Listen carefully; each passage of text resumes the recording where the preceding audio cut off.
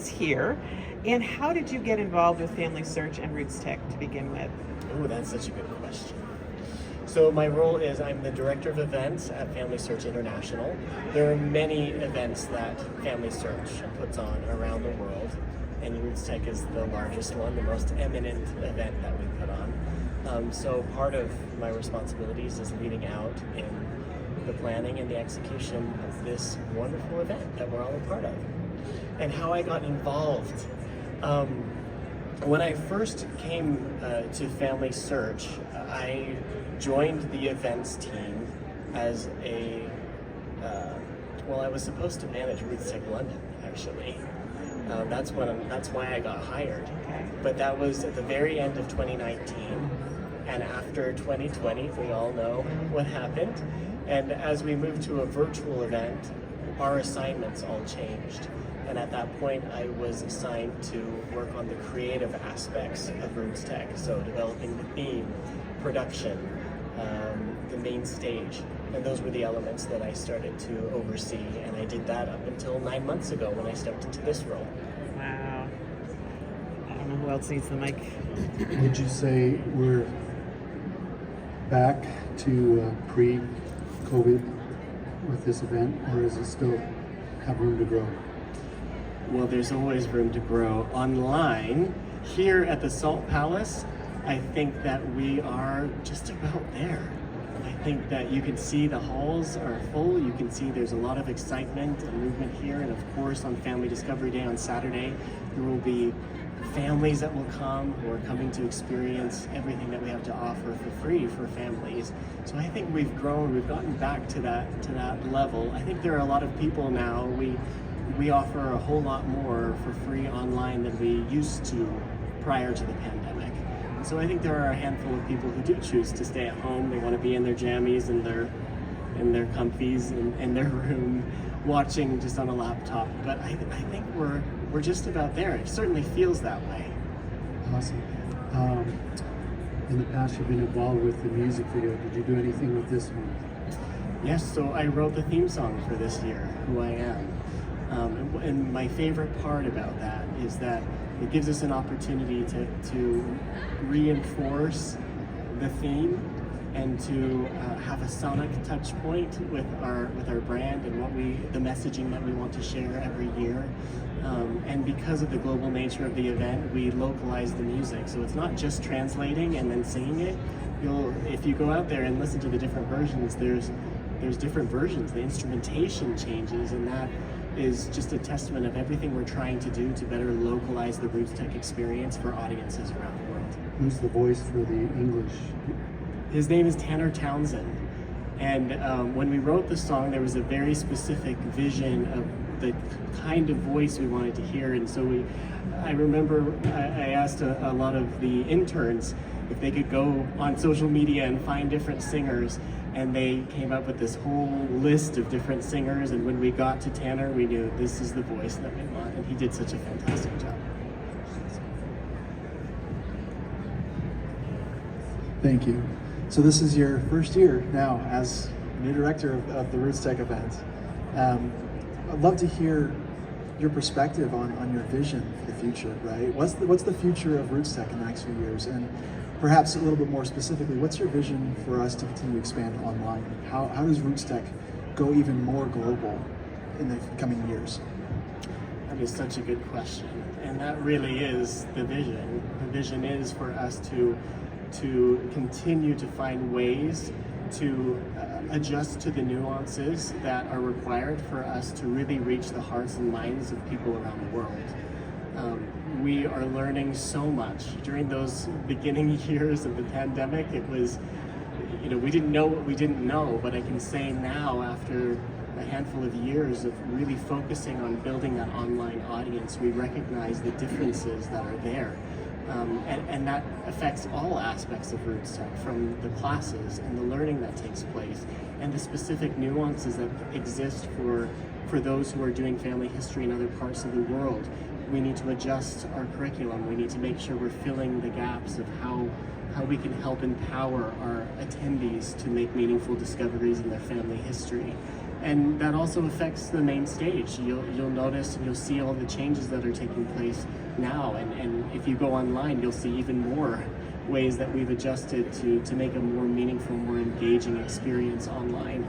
And that really is the vision and the direction that we're going. I think we would be wrong to say that we've done it, that we succeeded. I think we're still learning. And what we're starting to do is say, well, how else can we improve? And listen to these audiences from around the world and make the changes that can help us be more effective as we grow globally. The subject matter is universal and it's applicable. And the first year of the pandemic proved that to all of us, because we saw that people are willing to come. We now just need to listen so that we can make the changes and provide what's needed for it to be an incredible experience for audiences who can't make it here to Salt Lake. Thank you. Hello, sir. Hello. I've got a few questions for you. Okay. First, I'm Ramses with Black Lives Bless. You worked with Dana last year to bring Lynn Jackson out. So, she wanted to say hi, Larry wanted to say hi. Oh, we love them. So, first question is, how do you determine who's going to be the keynote speaker? Ooh, that is such a good question. And you would be shocked if you saw just how much of a process that is. We always try to find individuals with a story to tell. The interesting challenge is that almost every single person has a story to tell. We know that. We know that everyone has a family history that they can tap into, that we can unveil some incredible stories. But what we like to do is provide variety on the stage. So we've had athletes, we've had performers, we've had entertainers, singers, we've had comedians. We've tried a variety of different folks from different ways of life, different careers, and from different parts of the world. And so we go through a long process of trying to see, okay, who can we get, who's available, who can we afford, of course, and we do our best to work with all of our stakeholders to find a good mix that's representative of the audience that participate in RootsTech. Kind of a piggyback off that, let's say all of us here had ideas for keynote speakers. Could we submit that to you all as a potential to review? 100%. So when I was talking earlier about the vision of us having ears to hear and listening so that we can make adjustments, that is true for our attendees as well. When our attendees provide feedback, we read every word. At the end of every conference, there's a survey that goes out, and some people, you receive tons of surveys, but there are open-ended responses. And we as organizers read every single word because we want to make sure that we're listening to the audience so that we can make those changes. Now that includes recommendations. So if individuals have recommendations for the main stage, for any of the forums, for classes, we listen to those recommendations and we consider them. Okay, last question for you. Are there any opportunities for like regional events? So some of the people that I work with are like in Arizona or Texas, Missouri, Arkansas. Is there a possibility to have like a RootsTech, a local type event or regional event? That's such an interesting question too, and one that we've thought about. I don't know that I have a firm, solid, definitive answer for you right now. But what I can tell you is that there are individuals who are organizing watch parties for RootsTech as we speak. They're gathering people. They're planning to watch sessions together. They're providing classes that are catered to the local needs. And they've done that organically without support from us or without us saying, hey, you should do this. But what our hope is that we can meet the needs. And if there is a need, we will aim to fill that need. We've talked a lot about how we could support local watch parties, other opportunities to tap into what's happening here, but also what's available online. So I think there are opportunities. I don't know that we're settled on the right direction just yet. Such a great question, though. Thank you, Jonathan. for all that you did to put this together in 9 months. Oh, goodness. That's pretty well, amazing. there's an incredible team. That's Right, so. right. But thank you very much. So there's probably, based on the answer that you gave him, we're not going to see like a London RootsTech anytime soon. I cannot confirm that there will be. Can't confirm or deny. When it comes to those sorts of decisions, that's above my pay grade. Is that? So. Okay, there we go. That's fair. All right. I feel like here at RootsTech, there are so many different needs. People come into this community through lots of different gates, right? And so trying to cover all those bases in one event has got to be pretty challenging. Is there one that you feel like is the most important, that is just always on your mind when you're making plans? And what group is that? That is such a fantastic question. First of all, the recognition, because I want to lean into that question. RootsTech offers something for almost everyone. Those who are just getting started in family history, those who are professionals, those who work within the industry and are records custodians, archivists who provide the records that enable meaningful discovery. All of these individuals play an important role in the work. For those who are even getting started, for those individuals, when they add what they know to the industry, when they add what they know to the family tree, that benefits everyone. So I don't think I can answer that there is one group that is more important than another. I think what we need to do is recognize that there are multiple groups and that they have varying needs, and that we need to find a way to do our best to provide for those needs and help fill in the gaps when it comes to the learning that's provided, but also the entertainment. And that's just talking about skill level and involvement in the industry. When you add the whole other layer of where they are in the world, there's so much that we can do. And for us, it becomes a question of prioritizing and also partnering. We can't do this work without our incredible partners. And when I say partners, I mean those in the industry, our industry friends, those who teach classes and lend their expertise to help empower the audience that comes, those in the media who come and promulgate our message to the world. All of us together are enabling these meaningful discoveries and the growth of this industry, and each plays an important role in that. Mm-hmm. And what I'm hearing in that answer, correct me if I'm wrong, is that you don't feel like there's a big distinction between FamilySearch and RootsTech. I know RootsTech is an offering of FamilySearch, but when you said, RootsTech has something for everyone, absolutely that's true for FamilySearch, right? Mm-hmm. And you're saying that the same is true for RootsTech, that you're going to continue to have this very broad tent. For me, when I say RootsTech or FamilySearch, they're synonymous. They're one and the same. They're one and the same. So one last follow-up question. Yeah. You said that you are director of events. Yes. And there are other events. I'd love to hear about what some of those other events are. Yeah. Well, what's beautiful about this event that it brings like-minded folks together. And that includes those who work within the industry and archives. And so every now and again, we'll hold events where we bring archivists together and we share our best practices. There are other events where we are a part of a book expo, but we exhibit and we share what we're doing at FamilySearch. So there's a variety of different ways that we engage in events. They're not all at this level. We don't host all of them, but we love to be with the people who are interested in family history and who can help us grow what we're providing to our attendees and to our users. So there's a unique interest or a unified interest in family. Yes. Yep. And family discovery. Yeah. Thank you. Great questions. Hey, you're doing a great job. So far, so good. Thank you. So It's only Thursday. It's just day one. the first day is the hardest, right? So with this new position that you have, and you've been working with RootsTech for a while, Mm-hmm. what has been the best part of this new role, and what has been the most challenging that you didn't expect? Ooh, that is a question I didn't anticipate.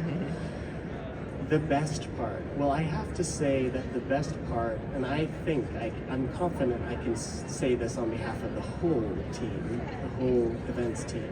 The best part is when we get to see the faces of those who get to experience RootsTech. Because that's the payoff, isn't it? When you see the excitement that they have, when you see them smile and cheer when two people reconnect. They haven't seen each other since the last RootsTech. When you see individuals make discoveries in real time and they cheer and they're excited, those are the moments that we remember and that we cling to. Challenges? Well, I'll just share one from this week. We had less than 24 hours to respond to a change in a keynote. Those are not easy situations. They're challenging, but while they can be stressful, we're able to stay calm and knowing that the right thing will end up on the stage. The right thing will take place. We just need to find it. And I would say that that's pretty similar to making discoveries in our family history. It's out there. We just need to find it.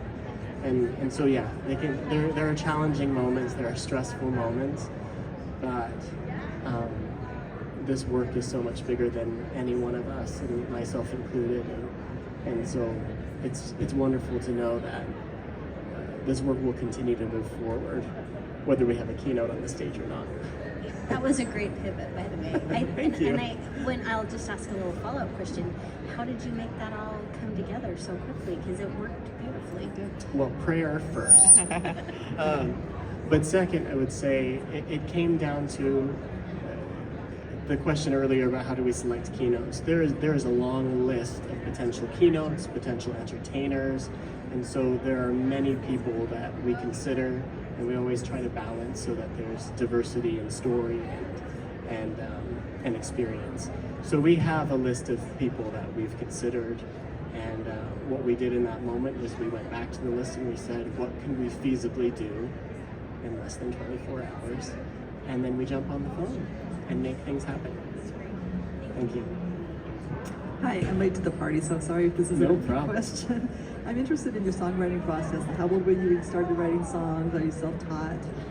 How did that all happen? Oh, that's such a good question. Let's see. So I started playing the piano when I was 5 or 6.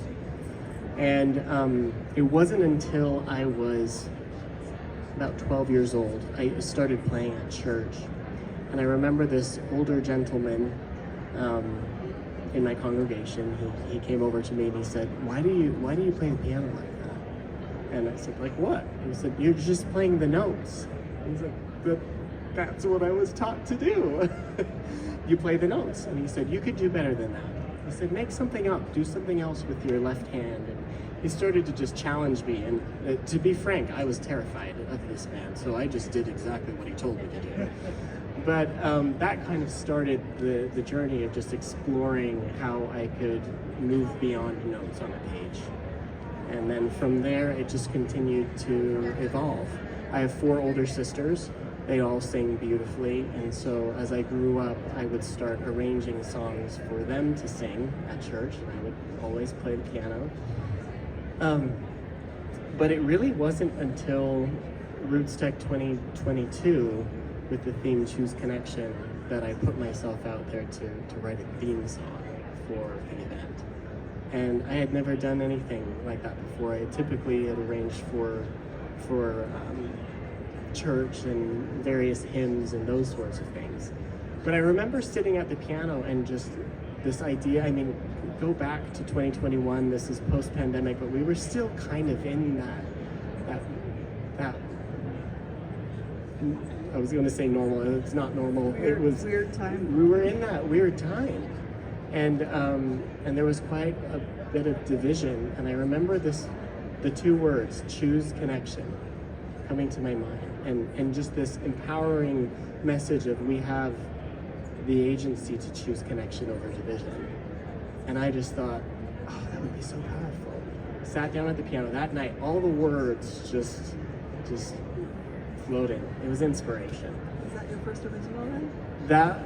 Well, I had other little things here and there, but nothing at this level where we produced a song. Good job. Yeah, so I wrote it, we produced it, and then it was the next year that we thought, we're gonna do this again? And the theme was uniting, and then it just happened again, and then the year after that, Out of Time, with the theme Remember, that one was so personal for me, so that one was a beautiful experience. But this one, so Who I Am, I started writing that in 2023.